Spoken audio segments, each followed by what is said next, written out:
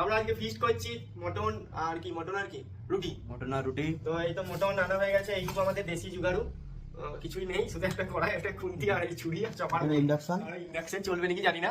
তো guys feast continue চলছে। আমাদের শান্ত ভাইয়া গাজর কাটছে মুড়ি খাবে বলে। একটাই ছুরি আছে, তো এটা খুন্তি করে কাটবো, খুব কষ্ট। এদিকে পেঁয়াজ করে চটকানো হচ্ছে।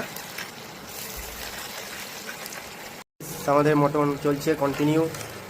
তো রসুন নেই, তো রসুন আনতে গেছে ওরা। আমি এদিকে মটনটা রান্না করছি, দেখো।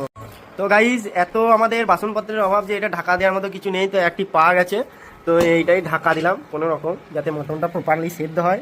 গাইস আমাদের আজকে খাসি ফিস্ট হয়েছে, হালদারদা রান্না করেছে। তুলতুল করছে, তুলতুল করছে। এইদিকে এই দেখো লাফাচ্ছে।